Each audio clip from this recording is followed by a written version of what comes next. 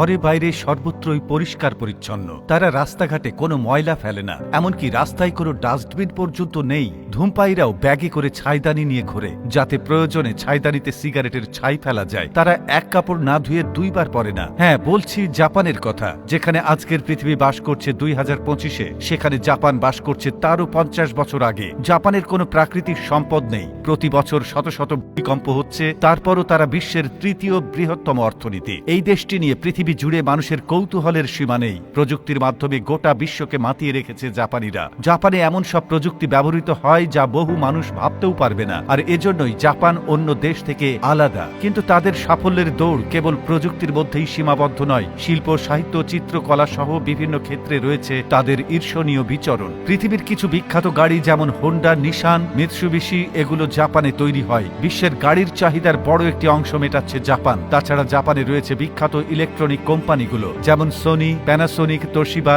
ইত্যাদি। জাপানের তৈরি ট্রেনগুলো পৃথিবীর সবচেয়ে দ্রুতগতির ট্রেন, যা সারা বিশ্বে বুলেট ট্রেন হিসেবে পরিচিত। বিশ্বজুড়ে অসম্ভব করিতকর্মা, পরিশ্রমী ও সৃজনশীল জাতি হিসেবে জাপানিদের দারুণ সুনাম রয়েছে। দীর্ঘ কর্মজীবন শেষে অবসরের পরও তারা ঘরে বসে থাকতে পারে না, পছন্দও করে না। পুরো জীবনটাই কাটে তাদের বিপুল উদ্দীপনায়, অর্থাৎ পরিবার, সমাজ ও দেশের কল্যাণে। একথা নিঃসন্দেহে বলা যায় তারা পারিবারিকভাবে একটি সুখী জাতি। এত ব্যস্ততার মাঝেও পরিবারকে সময় ও গুরুত্ব দেয়। পারিবারিক জীবন উপভোগ করে তুলতে তারা একসঙ্গে ঐক্যের সঙ্গে কাজ করতে পছন্দ করে। পরিশ্রমের সুফলও পায় প্রত্যক্ষভাবে। জাপানের মানুষের চেহারায় বয়সের ছাপ খুব কম পড়ে, শরীর শক্তপোক্ত থাকে বহুকাল, আর এজন্যই সবচেয়ে দীর্ঘজীবী মানুষের তালিকায় জাপানিরা রয়েছে শীর্ষ স্থানে। তাদের বাড়িঘরগুলো সেখানে ভূমিকম্প প্রতিরোধী করে গড়ে তোলা হয়েছে, তাই বড় রকমের ভূমিকম্পেও তুলনামূলকভাবে ক্ষয়ক্ষতি খুবই কম হয়ে থাকে। শুধু ভৌগোলিক অবস্থানের কারণে দেশটি প্রায় সুনামির মতো প্রাকৃতিক দুর্যোগের শিকার